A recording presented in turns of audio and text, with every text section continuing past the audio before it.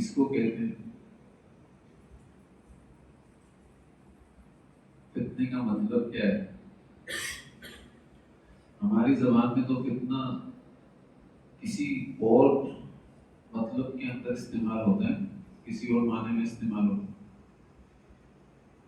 لیکن فتنے کا اصل مطلب کیا ہے تو ہمیں معلوم ہونا چاہیے کہ سونے چاندی کو آگ کے اندر ڈالنے کے بعد سونے کا کھوٹ اور چاندی کا کھوٹ دور کرنے کے بعد جو اصل چیز سامنے آتی ہے اس کو کیا کہتے ہیں؟ اس عمل کو کیا کہتے ہیں؟ فتنہ کہتے ہیں۔ اس عمل کو فتنہ کہتے ہیں کہ کسی چیز کو اتنا تپایا، اس کا سارا میل دور ہو گیا، کسی چیز کو اتنا مجاہدہ دیا کہ اس کا سارا میل دور ہو گیا اور اس کی اثر میرے اور آپ کے سامنے آ گیا۔ تو انسان کے اوپر جب حالات آتے ہیں، پریشانیاں آتی ہیں، تکالیف آتی ہیں، تو ان تکالیف کے اوپر دیکھنا یہ چاہیے کہ یا تو یہ تکالیف اللہ تعالیٰ کی ذات نے جو ہم پر ڈال دیے، ہمارے اوپر آئی ہیں، ان تکالیف کے اوپر 100% اللہ کا فائدہ ہو جو ہم کو دیے اللہ تعالیٰ کا، ایسا نظر آتا ہے 100%۔ چلو 100% نہیں لیتے تو 50% ہمارا فائدہ اور 50% اللہ تعالیٰ کی ذات کا فائدہ ہو رہا ہو، ایسا نظر آتا ہے بھائی۔ اگر ایسا میں اور آپ سوچنے لگ جائیں کہ یار یہ جو اللہ نے تکلیف دی ہے 50% اللہ کا فائدہ ہو رہا ہے 50% میرا فائدہ ہو رہا ہے، تو اس کا مطلب یہ ہے کہ اللہ محتاج ہے، نعوذ باللہ من ذالک۔ اللہ تعالیٰ تو سمجھ ہے نا، اللہ تو بے نیاز ہے۔ پھر یہ جو تکلیف آئی، یہ جو پریشانی آئی، جس میں اللہ تعالیٰ کی ذات نے قرآن شریف کے اندر ارشاد فرمایا کل نہیں یصیبنا الا ما كتب اللہ لنا وہ مولانا وعلى الله فليتوكل المؤمنون۔ اللہ تعالیٰ ارشاد فرمایا،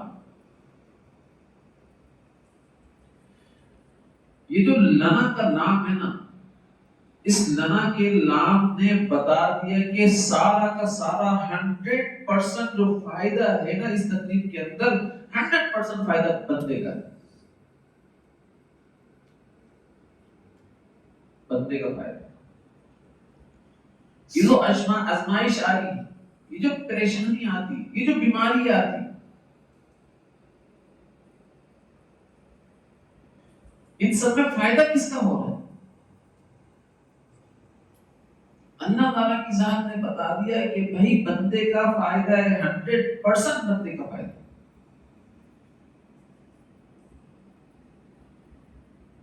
ہم تک کوئی مصیبت ہرگز نہیں پہنچ سکتی الا ما كتب اللہ لنا، مگر یہ کہ جو اللہ آپ نے ہمارے لیے لکھ دی۔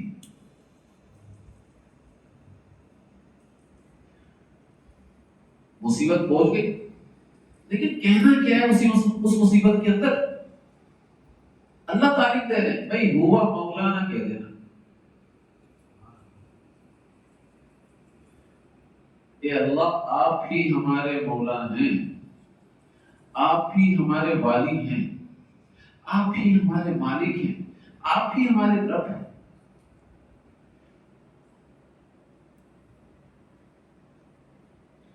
اس آزمائش سے نکالنے والے بھی آپ ہیں، آپ ہمیں اس آزمائش سے نکالنا۔ جب آزمائش آتی ہے تو حضرت فرمایا کرتے تھے، مصیبت آتی ہے تو حضرت فرمایا کرتے تھے، یا بیماری آتی ہے تو حضرت فرمایا کرتے تھے کہ یہ بیماری مصیبت آزمائش یہ بھی فتنہ ہے. جب اللہ تعالیٰ آپ کے اوپر لاتے ہیں تو آپ کے اخلاص کو نکال کر رکھ دیتے ہیں, آپ سے اپنے تعلق کو نکال کر رکھ دیتے ہیں کہ تیری نگاہ میری ذات پر کتنی ہے, تیرے اندر میرا اخلاص کتنا ہے, اس وقت دکھا. سارا میل نکال کر اللہ کے لیے اخلاص دکھانا پڑتا, سارا میل نکال کر بتانا پڑتا ہے کہ اللہ جو آپ نے میرے اوپر تکلیف بھیجی ہے میں اس پر راضی ہوں, اگر آپ راضی ہیں میں بھی راضی ہوں, بتانا پڑتا ہے. تو بھائی فتنہ اس کو کہتے ہیں.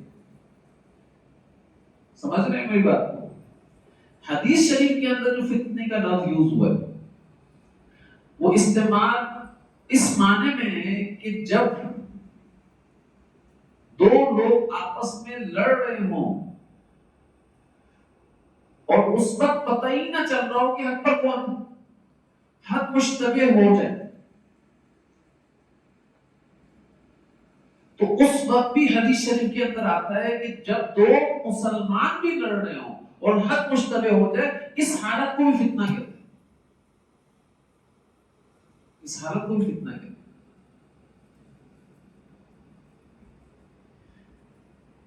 حضور صلی اللہ علیہ وسلم نے ارشاد فرمایا, صحابہ کرام رضوان اللہ علیہ اجمعین بیٹھے ہوئے ہیں اور فرمایا کہ ایک زمانہ تم میں ایسا آنے والا ہے کہ یرفع فیہ العلم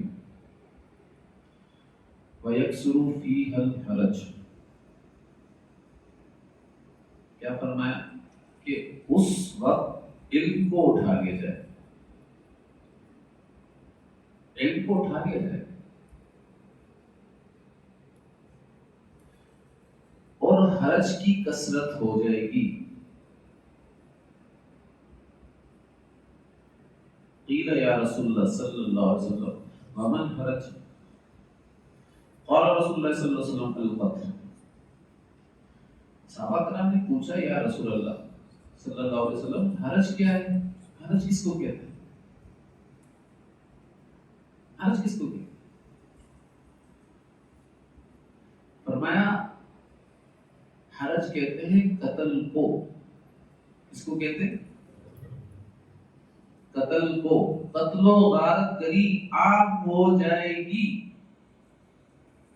جب قتل و غارت گری عام ہو جائے گی تو اس وقت کیا ہوگا, علم کو اٹھا لیا جائے گا.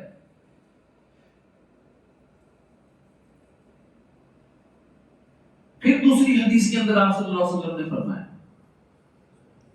حرج کے بارے میں بتا رہے ہیں آپ صلی اللہ علیہ وسلم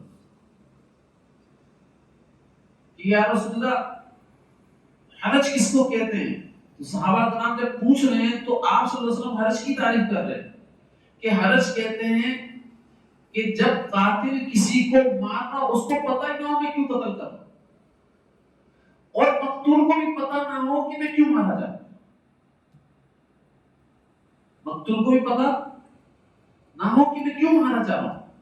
اس کو کیا کہتے ہیں؟ حرج کہتے ہیں. آپ دیکھیں اس دور کے اندر اس حدیث کو ملا ہے, نہ کسی کا سیاست سے تعلق, نہ کسی جماعت سے تعلق, نہ کسی چیز سے تعلق, آیا اور قتل کر کر چلا گیا.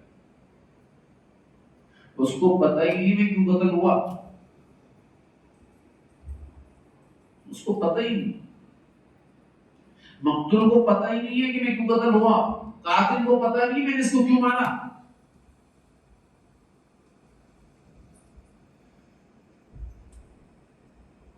پھر آپ صلی اللہ علیہ وسلم نے فرمایا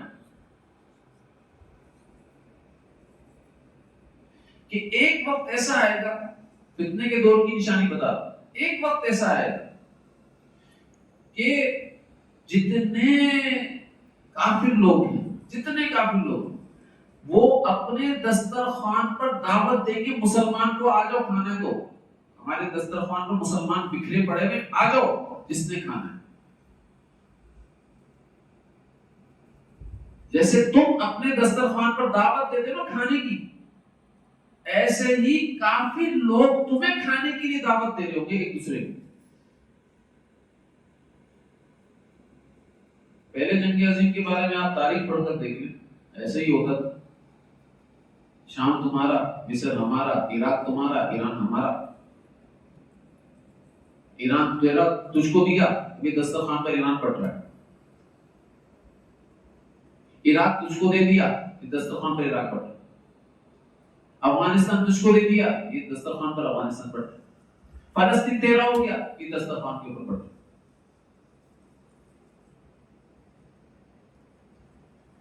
صحابہ کرام رضوان اللہ علیہ اجمعین کو یہ سن کر بڑی حیرت ہوئی. فرمایا یا رسول اللہ صلی اللہ علیہ وسلم، کیا اس وقت مسلمانوں کی کثرت نہیں ہوگی تو اس طریقے سے غیر مسلم اپنے دسترخوانوں کو کے اوپر مسلمانوں کو کھانے کی دعوت دیں گے؟ کیا اس وقت مسلمانوں کی کثرت نہیں ہوگی؟ آپ صلی اللہ علیہ وسلم نے فرمایا مسلمان تو ایسے ہوں گے، اتنی کثرت کے اندر ہوں گے جیسے سیلاب میں بہنے والے تنکے ہوتے ہیں، اتنی زیادہ کثرت ہوگی. لیکن ان کی موقع کیسی ہوگی، ان کی حیثیت کیا ہوگی؟ سیلاب میں بہنے والے تنکوں کی طرح ہوگی.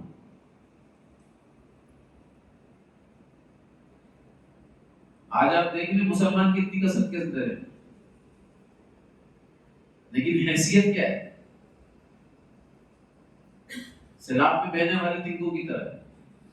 تو صحابہ کرام نے عرض کیا یا رسول اللہ صلی اللہ علیہ وسلم کہ یہ کیفیت کیسے ہو جائے گی، کیوں ہوگی؟ تو آپ صلی اللہ علیہ وسلم کیا فرما رہے ہیں، آپ سنیں.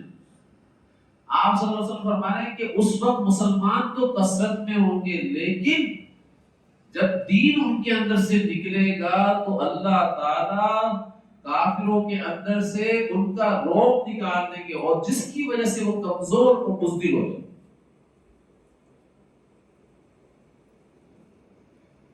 صحابہ کرام کی بھی عجیب بات بہت. فرمایا یا رسول اللہ صلی اللہ علیہ وسلم کی کمزور اور بزدل کس کو کہتے ہیں؟ ان کو پتہ ہی نہیں کمزوری کیا ہوتی ہے، بزدلی کیا ہوتی ہے. اچھی بات بتا یا رسول اللہ کمزوری اور بزدلی کس کو کہتے ہیں؟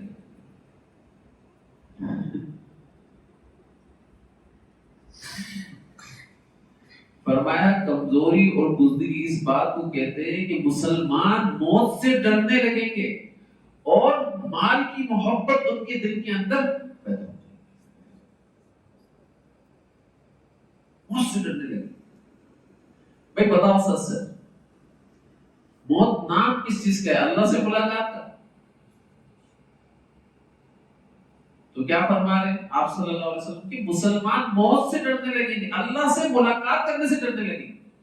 ایک صحابی اکیلے، وہاں پر کئی پہلوان قسم کے جنگجو سامنے اکیلے لڑنے کے لیے جا رہے تھے. ایک صحابی آئے بھگتے کیا کر رہے ہیں، ہماری جماعت آنے والی صحابہ کرام کی، ساتھ مل کر لڑیں گے، اتنے سارے لوگ ہیں تو اکیلا.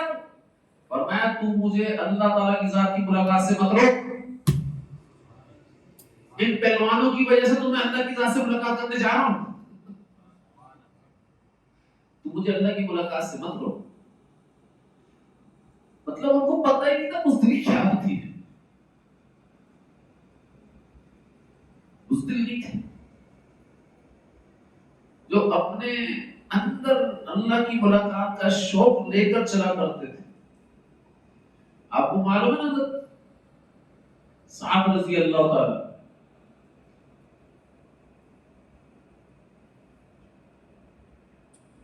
حضور صلی اللہ علیہ وسلم کے پاس آئے. فرمایا یا رسول اللہ صلی اللہ علیہ وسلم مجھے نا حبشی ہوں، کالا ہوں، مجھے کوئی عورت ہی نہیں دیتا،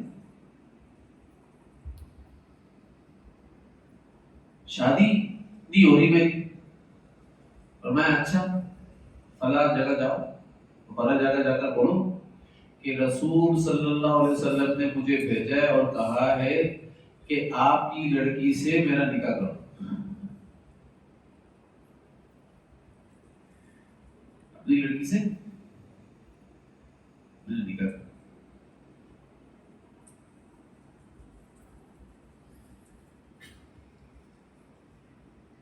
تو یہ فوراً کے بھاگے تو جا کر فرمایا بھائی اللہ کے نبی صلی اللہ علیہ وسلم کی ذات نے مجھے بھیجا ہے اور کہا ہے کہ آپ اپنی لڑکی سے میرا نکاح کر دو. ان کی شکل دیکھی، ان کی بیٹی خوبصورت تھی، شکل دیکھی اور میں دیکھو میں آپ صلی اللہ علیہ وسلم کی ذات سے آ کر خود بات کرتا ہوں، تم ابھی چلے جا، ٹھیک ہے نا، میں خود بات کر لوں. تو آپ صلی اللہ علیہ وسلم کی ذات سے کے پاس میں خود آ رہا ہوں بات، یہ جانے لگے. تو بیٹی بھی پردے کے پیچھے یہ ساری باتیں سن رہی. تو بیٹی نے کہا کہ ابا جان کس لیے آئے تھے؟ فرمایا تیرا رشتہ لے کر آیا تھا، بولا تھا اللہ کے نبی صلی اللہ علیہ وسلم نے بھیجا ہے کہ تجھ سے نکاح کر.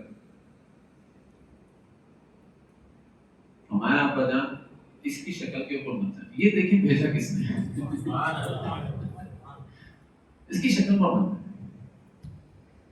اس کو دیکھ لیں کہ بھیجا کس نے. اگر اللہ تعالیٰ کی کے نبی صلی اللہ علیہ وسلم کی ذات نے بھیجا مجھے منظور ہے، میرا نکاح اس سے کریں. صحابہ کرام کی باتیں ہی عجیب ہو گئی، اپنے آپ کو قربان کیا کرتے. روکا بھائی آ جاؤ بیٹی تیار ہے، لیکن تمہارے پاس مہر کتنا ہے دینے کے لیے؟ مہر تو میرے پاس کچھ بھی نہیں، غریب آدمی ہوں. مہر بھی کچھ نہیں، غریب آدمی ہوں. آپ صلی اللہ علیہ وسلم کے پاس آئے فرمایا یا رسول اللہ مہر تو میرے پاس کچھ ہے ہی نہیں دینے کے لیے. تو آپ صلی اللہ علیہ وسلم نے کسی صحابی کی ڈیوٹی لگائی، بھئی ان کو مہر کا انتظام کیا جائے. اب مہر کا انتظام کیا گیا، 400 درہم ان کو دیے گئے کہ جاؤ بھائی کچھ سامان لے لو اور تمہارے لیے مہر کا بندوبست بھی کر دیا گیا. بازار میں گئے، وہاں پر اتنے میں ان کو سنا کہ غصبے کا اعلان ہو گیا، شادی نہیں ہو رہی تھی ان کی، شادی تیار ہے، یہ بازار میں سامان لینے کے لیے آئے. اور بازار کے اندر سنا کہ بھئی اللہ کے نبی صلی اللہ علیہ وسلم کی ذات کی طرف سے غصبے کا اعلان ہو گیا، فوراً جہاد کا اعلان ہے. تو انہوں نے اسی وقت اس پیسے سے اسلحہ خریدا، زرہ خریدی اور بولا اپنی شادی اپنی ساری چیزوں کو اللہ کے راستے میں قربان کرتا ہوں، ایسی زندگی سے میرا کچھ نہیں، ایسی شادی سے میرا کچھ نہیں.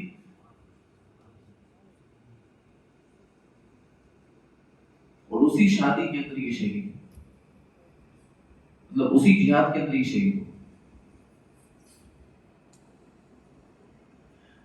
تو صحابہ کا نام رضوان اللہ علیہ مجمعین کیسے عجیب سوچ کے مالک تھے. آپ سوچو نا میری شادی ہو رہی ہو اور میں آپ کا شیخ کا فون آ جائے، بھائی ادھر آ جا، دین کا تقاضا چل رہا ہے، آپ بولے حضرت شادی کر رہا ہوں ابھی تو.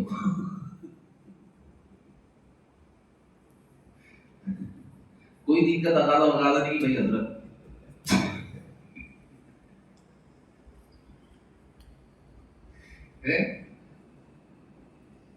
بھائی جانا ہے کہیں؟ نہیں حضرت ابھی تو شادی کروں گا، ابھی کہیں نہیں جانا.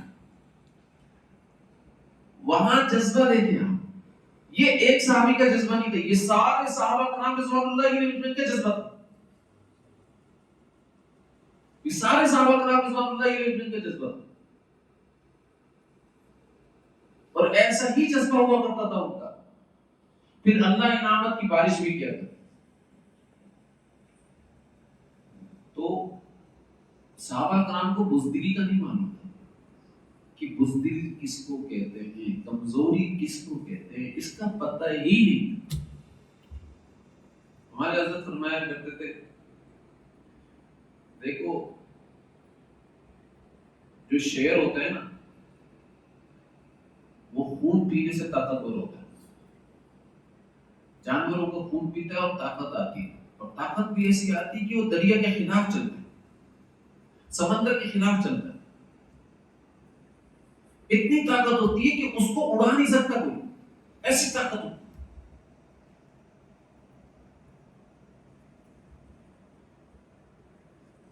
ایمان والا اگر اپنی حرام تمناؤں کا خون پی لے تو اللہ تعالیٰ اس کے اندر بھی طاقت عطا فرما دیتے ہیں اور وہ معاشرے کے اوپر غالب رہتا ہے، معاشرے کے اوپر غالب رہتا ہے،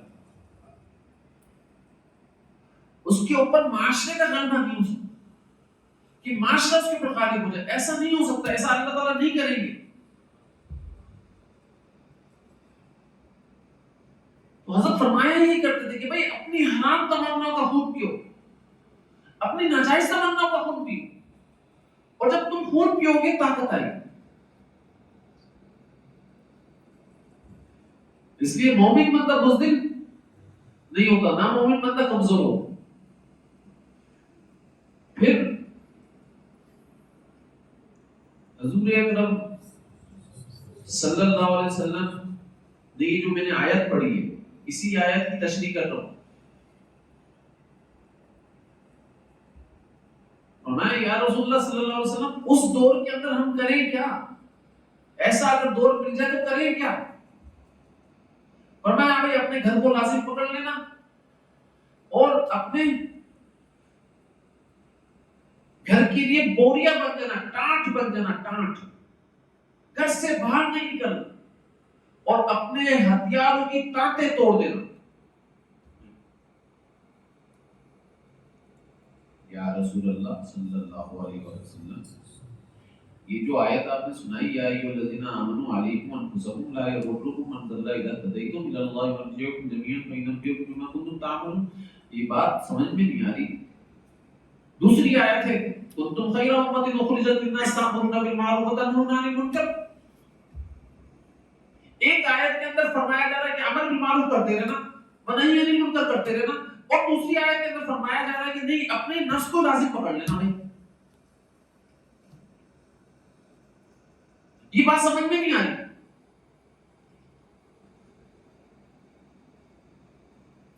آپ بتا دیں اس کا جواب کیا ہے؟ کیا ہم نہیں انل منکر امر بالمعروف چھوڑ دیں؟ ہمارا نہیں، وہ بھی کرنا ہے، لیکن بھائی جب تم ایسے دور میں داخل ہو جاؤ اور علامت ظاہر ہو جائیں تو پھر تمہارے اوپر تمہارا نفس ہے اس کی اصلاح کے اندر لگ جانا۔ اتنا حکیمانہ جواب ہے میں بتا نہیں سکتا ہوں، اتنا حکیمانہ جواب ہے، اور یہ جواب بھی رسول صلی اللہ علیہ وسلم ہی دے سکتے ہیں۔ بتایا ہے کہ اپنے نبی ہونے کا حق ادا کیا، بتایا کہ میں کیسے نبی ہوں، ایسا جواب ہی۔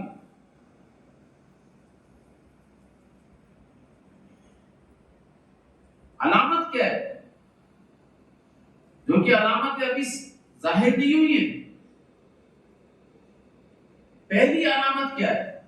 4 علامات اللہ کے نبی صلی اللہ علیہ وسلم نے ڈسکس کی۔ پہلی علامت کیا ہے؟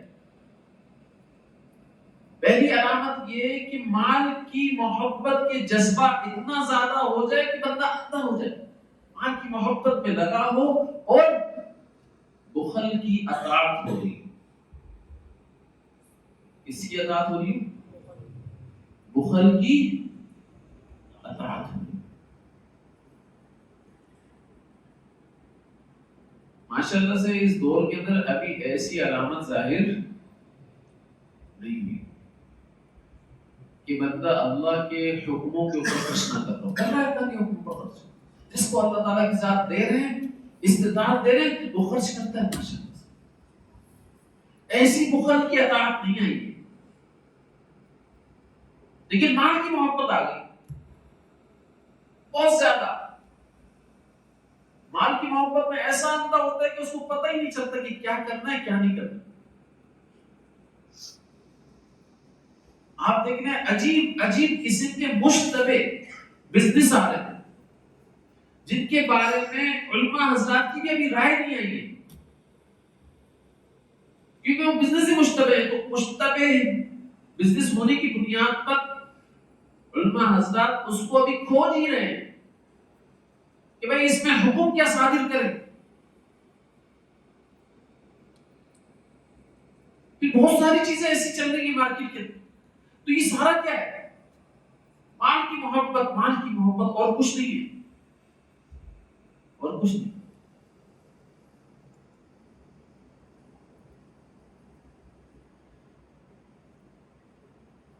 آپ اپنے دل کے اوپر ہاتھ رکھو، اور دل پر ہاتھ رکھنے کے بعد آنکھیں بند کرو اور سوال کرو، کیا دینی علم اگر میں سیکھوں گا دنیا اور آخرت میں کامیاب ہوں گا یا نہیں ہوں گا؟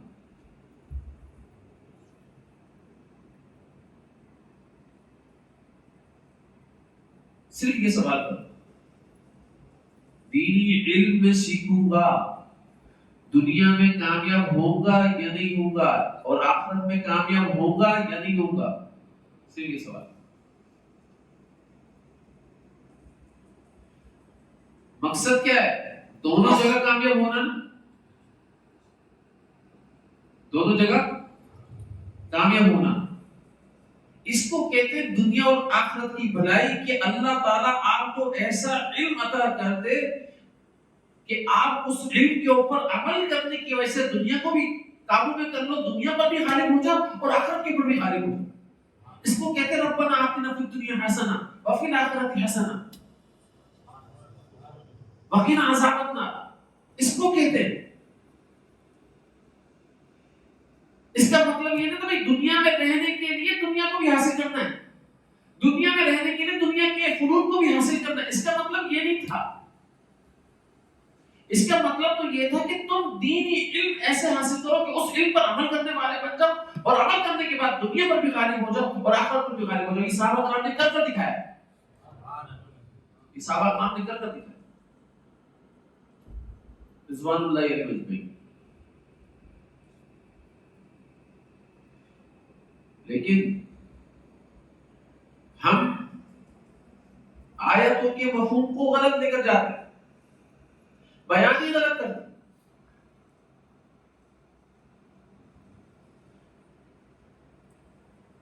لہذا کوئی یہ کہے کہ دنیا کے فنون کی وجہ سے میری آخرت بن جائے گی، کبھی ہو نہیں سکتا، کبھی ہو نہیں سکتا. دنیا کے فنون کی وجہ سے آپ آخرت بنانے کی طرف جا ہی نہیں سکتے ہو، جا ہی نہیں سکتے. میں آپ کو صحیح بتا رہا ہوں یہ بات. دنیا کے فنون سے آپ یہ بولو ربنا آتنا فی الدنیا حسنہ وفی الآخرۃ حسنہ وقنا عذاب النار، ایسا ہوتا ہے؟ ایسا نہیں ہو سکتا. یہ سارا دنیا کا فنون نہیں ہے، یہ دین کا علم کی بنیاد ہے بھائی. یہ دین کے علم کی بات ہو رہی ہے. اس سے ہی آپ دنیا پر غالب ہوگے، اس سے ہی آپ آخرت کے اوپر غالب ہوگے، اور اس سے ہی دوزخ کے اوپر غالب ہوگے. وقنا عذاب النار.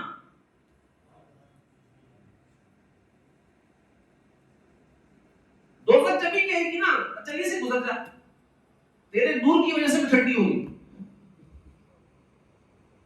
دوزخ جب ہی کہے گی نا، تو دوزخ کے اوپر بھی آپ غالب ہوں. تو لہذا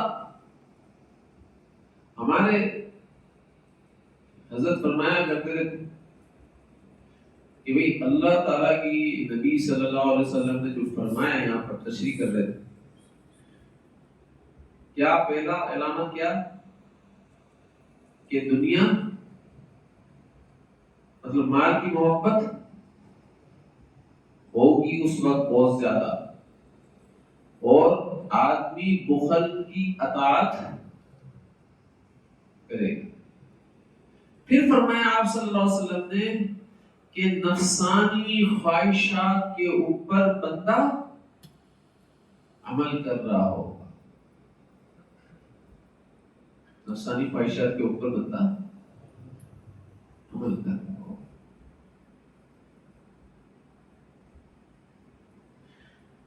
آج آپ دیکھ لیں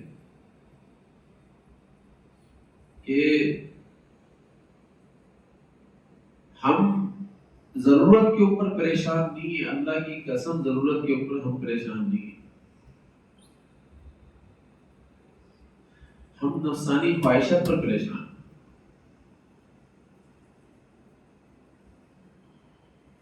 آج ایک ایمان والا ضرورت پر پریشان نہیں ہے، وہ نفسانی خواہشات پر پریشان ہے. نفسانی خواہشات خود ایک پریشانی ہے. یہ پریشانی اور بہت ساری پریشانیوں کو لے کر آتی ہے، ہمیں پتہ ہی نہیں چل رہا.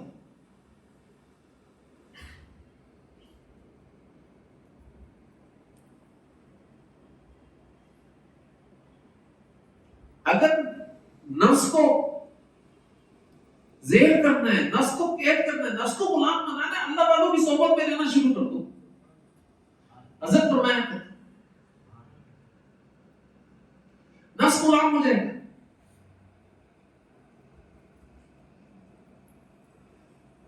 اپنے شیخ کے پاس بیٹھنا شروع کر دو، اپنے شیخ کے پاس رہنا شروع کر دو، اپنے شیخ کی صحبت کے اندر جانا شروع کر دو. حضرت نے ایک شخص، اپنے قریباً نام نہیں بتاؤں گا ان کا،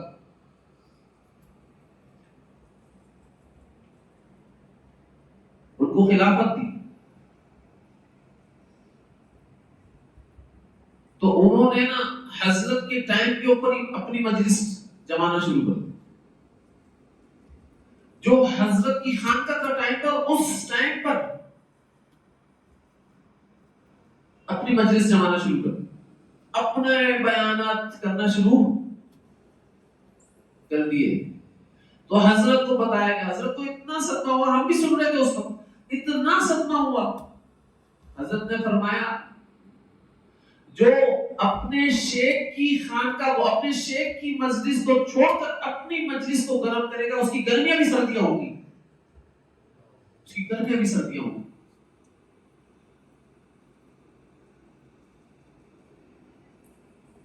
یہ دین کی بات ہو رہی. تو جب خانقاہ کے اندر شیخ کا کوئی کام کوئی بیان چل رہا ہے، شیخ کی صحبت کا عمل چل رہا ہے، آپ اس کو چھوڑ کر کوئی دنیاوی کام کے اندر لگے. وہ تو دین کے کام کے اندر لگے تھے، کوئی دنیا کے کام کے اندر لگے. تو آپ مجھے بتاؤ کہ اس کام کے اندر کامیابی ہو جائے گی؟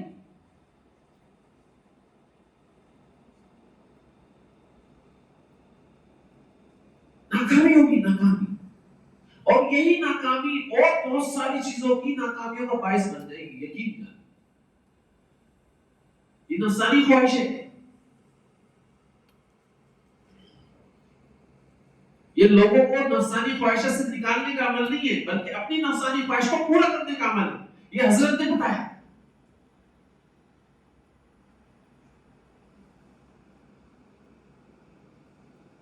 حضرت کیسے بیٹھا کرتے تھے؟ دیکھ، ایک دفعہ حضرت مولانا شاہ بلال الحق تھانوی رحمۃ اللہ علیہ، حضرت کے شیخ، بیان کر رہے تھے. تو حضرت اس عمر کے اندر، دیکھو شیخ شاہ عبد الغنی پھولپوری رحمۃ اللہ علیہ کا انتقال ہو گیا، اس کے بعد ان سے بیعت ہوئے.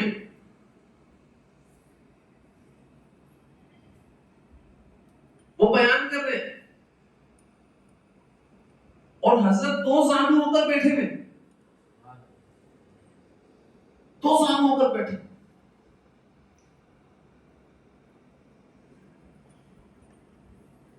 تو حضرت کا ایک مرید بھی وہاں پر بیٹھا ہوا تھا، وہ حضرت سے بیعت ہوا.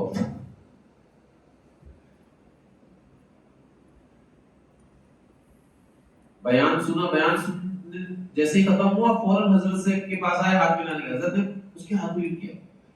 جب بادشاہ بیٹھے ہوئے ہو تو غلاموں سے ہاتھ نہیں ملایا کرتے. بادشاہ یہ بھائی، جب بادشاہ بیٹھے ہوئے ہو غلاموں سے ہاتھ نہیں ملایا. ایسا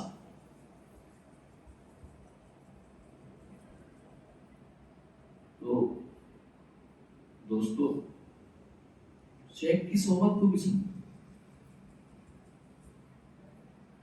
نفسانی خواہشات سے بندہ نکل ہی تب سکتا ہے جب شیخ کا عشق کسی سالک کو اللہ عطا فرمائے.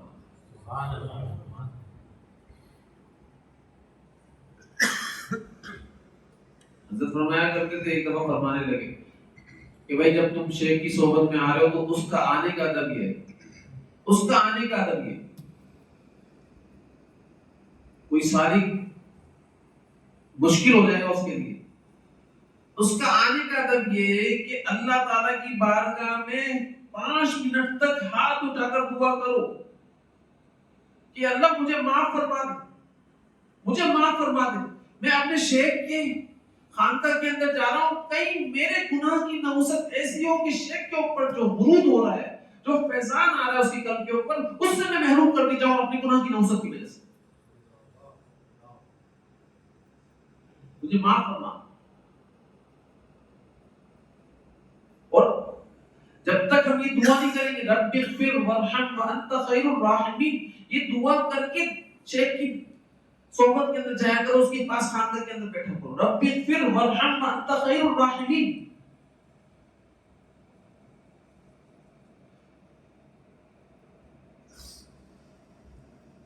یہ سورۃ المومنون کا آخری آیت ہے۔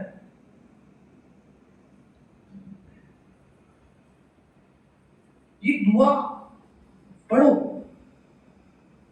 اللہ سے مغفرت طلب کر لو، اللہ سے کہہ لو کہ آپ ہی سب رحموں میں رحم کرنے والے آپ ہی ہیں، اللہ میں معاف فرما۔ ہم شیخ کی بارگاہ کے اندر جا رہے ہیں، اس کے قلب کے اوپر جو آپ فیضان عطا کر رہے ہیں اللہ، اس سے مجھے اپنے گناہ کی نوست کی وجہ سے محروم مت کیجیے۔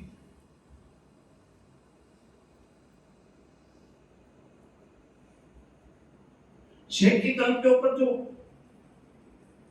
مضامین اترتے ہیں نا، مضامین اترتے ہیں، وہ آپ لوگوں کی طلب کے اوپر اترتے ہیں، آپ لوگوں کی طلب کے اوپر اترتے ہیں۔ یہ جو میں بات کر رہا ہوں، یہ میرا بات کرنے کا ارادہ ہی نہیں تھا، لیکن کر رہا ہوں۔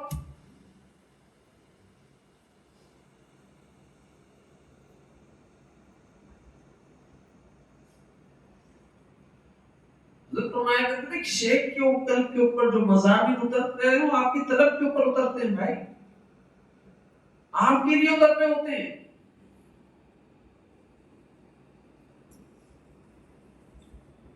اس کو بیچ کے اندر لقمہ مت دینا، کبھی بھی نہیں دینا کہ حضرت ایک دفعہ میر صاحب نے دیکھا فجر کی نماز کا وقت ہے، فجر کی نماز کے بعد حضرت بیان کرنے لگے، جمعے کا دن تھا، جمعے کی نماز بھی ہے اس وقت پڑھائی جاتی تھی تو حضرت کا بیان ہوتا تھا۔ تو میر صاحب نے دیکھا کہ بھائی فجر کی نماز کے بعد 1 گھنٹہ ہو گیا، حضرت باتوں پر باتیں کر جا رہے، سارے بیٹھے۔ میر صاحب نے یاد دلایا حضرت آج جمعہ بھی ہے، آپ نے جمعے کو بھی بیان کرنا ہے، تھک نہ جائیں آپ۔ اس بات میں میر صاحب کا خون ٹھنڈا۔ فرمایا میر صاحب آپ کو پتہ ہی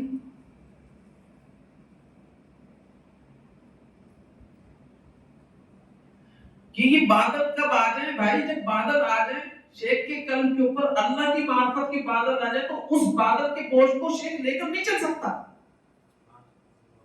اس کو برسنا ہی ہوتا ہے کہیں نہ کہیں۔ یہ تو اللہ تعالیٰ کی ذات کی طرف سے بادل آتا ہے، مضامین کی بادل آتے ہیں جس کو برسنا ہی برستے ہیں۔ میں کوئی رٹی رٹائی تقریر تھوڑی کر رہا ہوں، جو رٹی رٹائی تقریر کر رہا ہوں اس کو سمجھائیں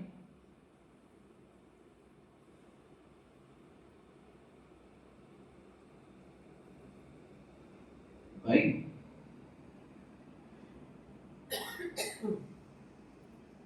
اس لیے ایک اور بات بتا دوں، جو شخص متبع سنت،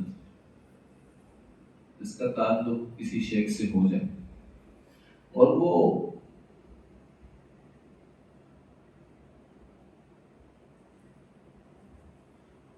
اس کو اذیت کا باعث بن رہا، اس کی اذیت کا باعث، تکلیف کا باعث بن رہا، تو حضرت فرمایا کرتے دانستہ غیر دانستہ طور پر بھی اپنے شیخ کو تکلیف مت پہنچے۔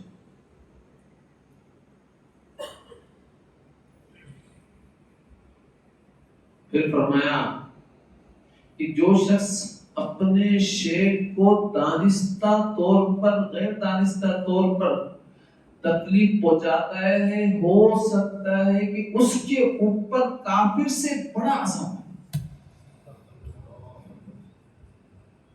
اس معنی میں کہ یہ جو کافر ہے یہ تو اسلام میں ہو سکتا ہے داخل ہو جائے، لیکن شیخ کو اذیت دینے کی وجہ سے، شیخ کو تکلیف پہنچانے کی وجہ سے اللہ تعالیٰ اس سالک کے قلب کے اندر سے کلمے کو نکال دیتا ہے، کلمے کو نکال دیتا ہے، کہ اس سے بڑا آسان ہوتا ہے۔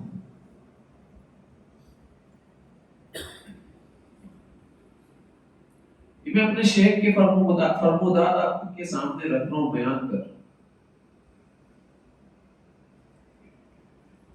تو لہٰذا شیخ جو ہوتا ہے نا وہ نفسانی خواہشات سے آپ کو نکال رہا ہوتا ہے، نفس پرستی سے آپ کو نکال رہا ہوتا ہے۔ نفس کی پوجا مت کرو، کب تک نفس کے غلام رہو گے؟ وہ اس چیز سے نکال رہا ہوتا ہے، تو اس کو اپنا کام کرنے دو، اور آپ اس کے غلام مت کرو، آپ اس کے غلام مت کرو۔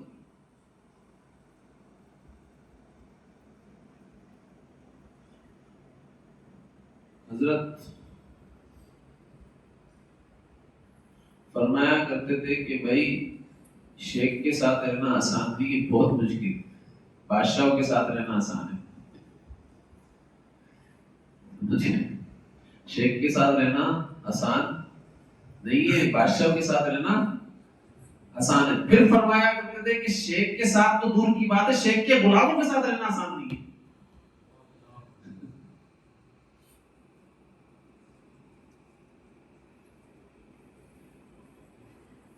اس لیے شیخ کے اوپر مخدوم نہ بنے، خادم بن کر زندگی گزارے۔ مخدوم بننے کی ضرورت نہیں، خادم بن کر زندگی گزارے۔ دیکھو صحابہ کا نام رضوان اللہ علیہ اجمعین نے اللہ کے نبی صلی اللہ علیہ وسلم کی ذات کو کیا پلایا تھا؟ دوائی پلائی تھی۔ جب اللہ کے نبی صلی اللہ علیہ وسلم کی طبیعت خراب ہوئی نا، زیادہ خراب ہوئی، تو دوائی زبردستی پلا دی۔ اس کے بعد کیا ہو گیا؟ اللہ کے نبی صلی اللہ علیہ وسلم بیہوش ہو۔ یہ جو دوائی پلائی تھی، صحابہ کرام کے اندر اخلاص تھا یا نہیں تھا؟ اخلاص کے تحت پلائی تھی نا، زبردستی یا نہیں؟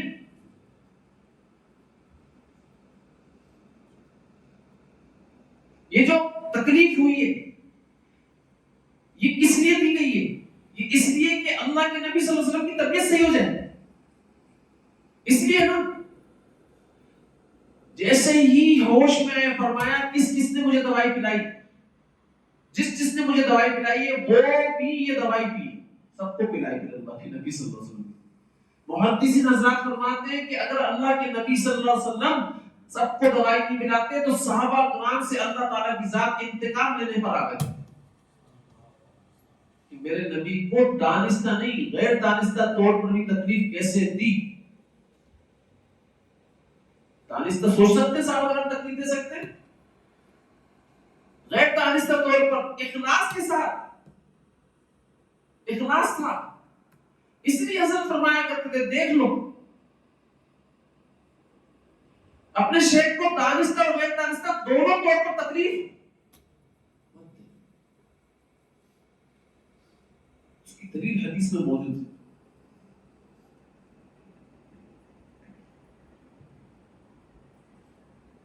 اس لیے نفسانی خواہشات ختم کرنا ہے تو شیخ کی صحبت میں آؤ اور نفس سے آزاد خلاصی پاؤ۔ پھر فرمایا آپ صلی اللہ علیہ وسلم کہ بھئی دنیا کی محبت دل کے اندر آ جائے گی اور آخرت کی محبت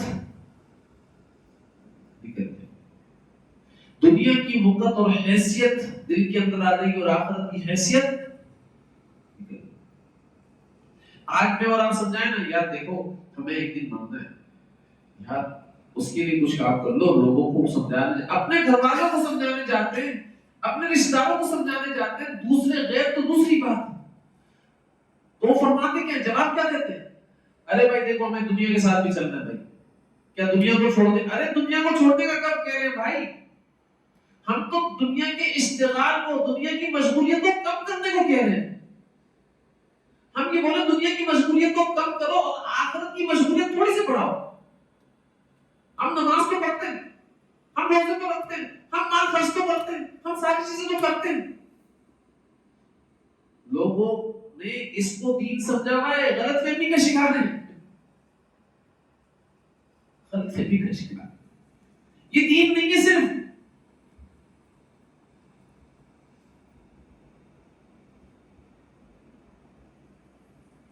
ان سب کا تو آپ کو انعام ملے گا. اللہ کے لیے کیا کر رہے ہو؟ اللہ کے لیے کیا کر رہے ہو بھائی؟ یہ تو خود کے اندر دین آنا ہے. لیکن بھائی جو اللہ تعالیٰ کی ذات نے فرمایا تھا کہ تو نے دین پہنچانا بھی ہے، اس میں تو نے کتنا رول ادا کیا. تو نے پہلے دین سیکھے گا تو پہنچائے گا نا. تو دین سیکھتا ہی نہیں ہے، دین پہنچائے گا کیسے؟ جیسے اگر میں قرآن کی رات سنوں، قرآن سنا تجوید کے ساتھ قرآن نہیں پڑھ سکتا، لیکن بزنس بڑے بڑے آئیڈیا دے سکتا ہے. تو پھر تجھ سے پوچھ نہیں ہوگی. پتہ چلتا ہے کہ دنیا زیادہ حیثیت رکھتی ہے، آخرت حیثیت نہیں.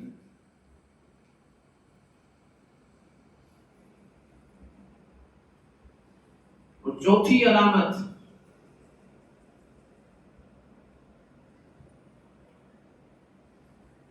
آپ صلی اللہ علیہ وسلم نے فرمایا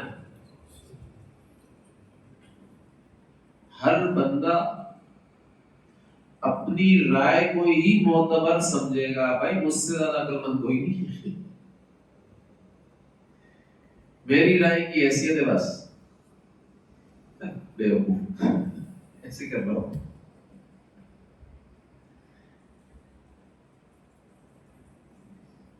سامنے علم والا ہو اور یہ یہاں پر جاہل ہے، پھر بھی کیا کرے گا؟ بولے یار نہیں بھائی اس کو کچھ نہیں آتا، اس کو کچھ پتہ ہی نہیں، وہ بدھو ہے. جو پتہ ہے مجھے ہی پتہ ہے.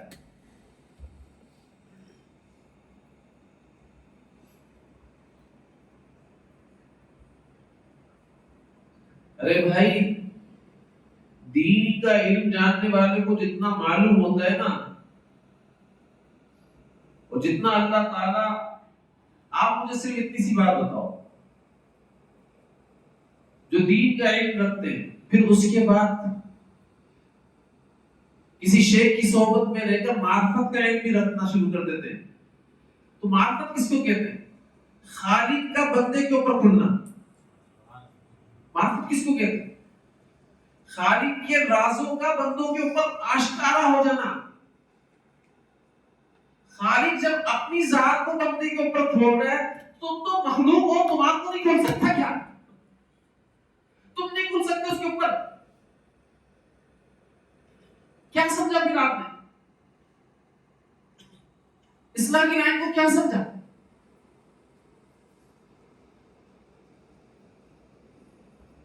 بھائی بہت سارے لوگ بہت عقل مندی کے ساتھ معاملہ کر رہے ہو، اپنے شیخوں کے ساتھ، مشائخ کے ساتھ عقل مندی کے ساتھ بات کر رہے ہو. ارے شیخ جب مشورہ معلوم کرے، پوچھے نا، جب مشورہ دے دے. اور وہ مشورہ اس وجہ سے نہیں کرنا ہوتا، وہ مشورہ اس لیے کرنا ہوتا ہے، حکم ہے مشورہ کرنے کا، وشاورہم فی الامر، کہ اپنے کاموں کے بارے میں مشورہ کرو.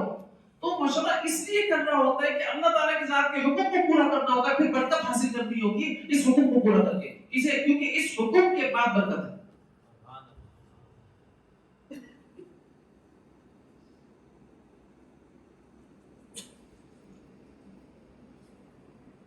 لہذا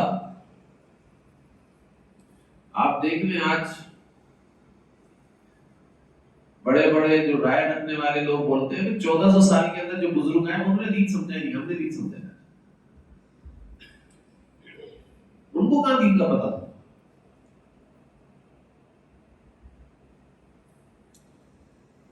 صحابہ کرام رضوان اللہ علیہ اجمعین نے بتایا، سمجھایا کہ اس اختلاف کے دور میں تم نے کرنا کیا ہے، اس فتنہ کے دور میں تم نے کرنا کیا ہے. پہلا حکم تو آپ صلی اللہ علیہ وسلم کی ذات کا کہ بھئی تم نے اس فتنے کے دور میں اپنے گھر سے ہی نہیں نکلنا. جب تمہارے سامنے حق اور باطل مشتبہ ہو جائے، پتہ ہی نہ چل رہا ہو، تو بھئی اس وقت نہ تم نے حق کا ساتھ دینا نہ باطل کا ساتھ دینا ہے، کیونکہ تمہیں پتہ ہی نہیں ہے، گھر میں بیٹھ جاؤ.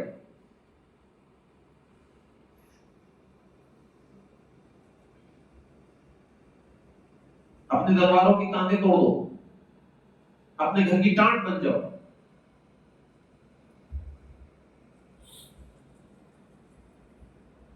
صحابہ کرام رضوان اللہ علیہ کے اندر بھی اختلاف ہوا نا. حضرت علی رضی اللہ تعالیٰ عنہ کو لے لیں، حضرت معاویہ رضی اللہ تعالیٰ عنہ کو لے لیں.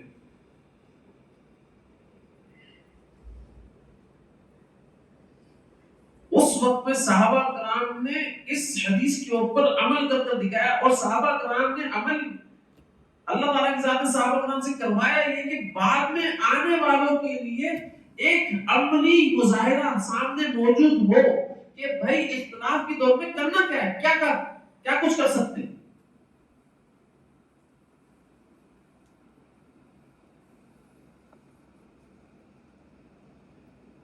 ایک حکم کی تشریح جو حضرت علی رضی اللہ تعالیٰ عنہ سمجھے. دیکھو یہ لڑائی جو ہے نا حضرت علی اور حضرت معاویہ رضی اللہ، یہ نفسا نفسی کی لڑائی نہیں تھی،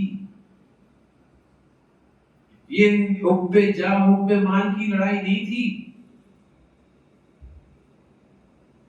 ایک بات، ایک حکم جو حضرت علی رضی اللہ تعالیٰ عنہ اس حکم کو سمجھے، انہوں نے اس سمجھ کے اوپر فیصلے کیے، اور حضرت امیر معاویہ رضی اللہ تعالیٰ عنہ جو حکم کو سمجھا اس حکم کو سمجھ کر اس عمل پر فیصلہ کیے. دونوں حکم کس کے پورا کر رہے تھے؟ اللہ کی ذات کا حکم پورا کر رہے تھے بھائی.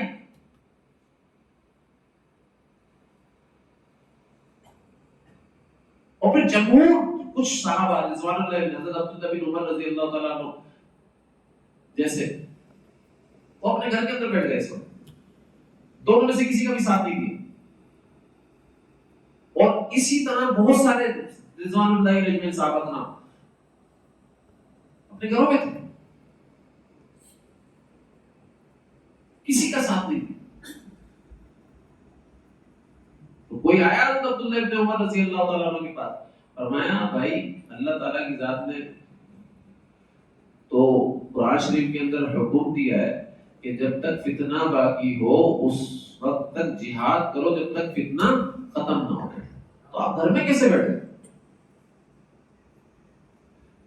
فرمایا جب اللہ کے نبی صلی اللہ علیہ وسلم ہم میں باقی تھے اور ہم فتنہ کو ختم کرنے کے لیے جہاد کرتے تھے تو فتنہ ختم ہوتے تھے.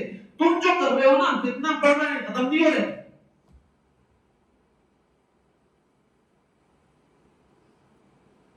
تم جو کر رہے ہو فتنہ ختم نہیں ہو رہے، بڑھ رہے.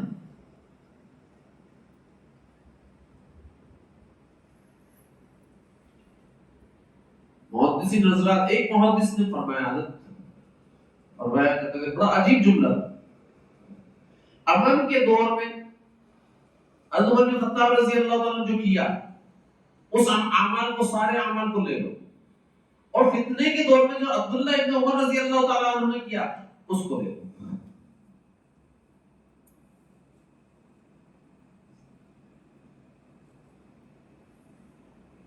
بتایا ہے نا کہ بھائی کس طریقے سے چلنا ہے.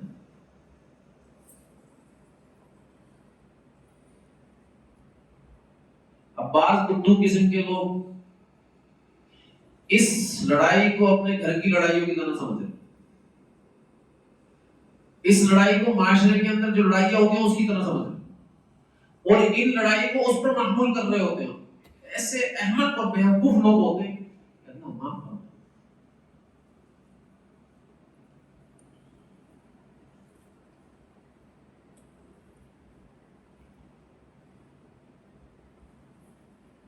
حضرت فرمایا کرتے تھے بیوقوف قسم کے لوگ ہوتے ہیں، احمد قسم کے لوگ ہوتے ہیں جو صحابہ کرام رضوان اللہ علیہ کی تکوینی رازوں کو نہیں سمجھ سکے، اللہ تعالیٰ کی ذات کی تکوینی رازوں کو نہیں سمجھ سکے. اندھے ہوتے ہیں وہ تکوینی رازوں سے.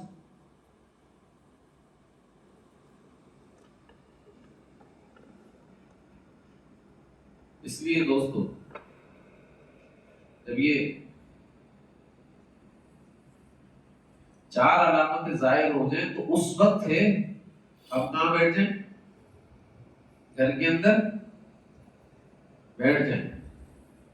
صحیح نا؟ اس وقت ہے کہ بندہ اپنے نفس کی اصلاح کرے. تو یہ میں نے پہلے کہا تھا کہ یہ اللہ کے نبی صلی اللہ علیہ وسلم کے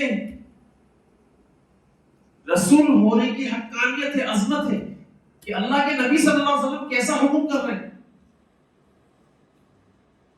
معاشرہ کس کا نام ہے؟ افراد کا نام ہے. بتاؤ معاشرہ کس کا نام ہے؟ افراد کا نام ہے. جب ہر بندہ اللہ کے نبی صلی اللہ علیہ وسلم کی اس حکم کو فالو کرے گا کہ اپنی اصلاح کے اندر لگ جائے، اپنے گھر کے اندر بیٹھ جائے گا، تو جب وہ اپنی اصلاح کے اندر لگ جائے گا اور ہر بندہ اپنے گھر کے اندر گھس کر بیٹھ جائے گا اور اپنی اصلاح کے اندر لگ جائیں گے، تو سارا معاشرہ صحیح ہوگا نہیں ہوگا؟ یہ بتاؤ. سارا معاشرہ صحیح ہو جائے. تو معاشرہ نام ہی لوگوں کے، افراد کا نام ہے، لوگوں کا نام ہے. جب سارے لوگ ہی گھس کر، ایک بندہ اپنے آپ کو صحیح کر رہا ہے، اپنے گھر کو صحیح کر رہا ہے، دوسرا گھس گیا اپنے آپ کو صحیح کر رہا ہے، اپنے گھر والوں کو صحیح کر رہا ہے، اصلاح ہو رہی ہے نہیں ہو رہی؟ جب یہ سارے ہی صحیح ہو رہے ہیں تو اب جب یہ باہر نکلیں گے صحیح ہو کر نکلیں گے نہیں نکلیں گے؟ تو یہ اللہ کے رسول صلی اللہ علیہ وسلم کے رسول ہونے کی عظمت ہے. یہ حکم دیا جا رہا کہ جب تم اپنے آپ کو صحیح کر لو گے گھروں کے اندر گھس کر، جب تم باہر نکلو گے صحیح ہو کر نکلو گے، پھر معاشرہ بنے.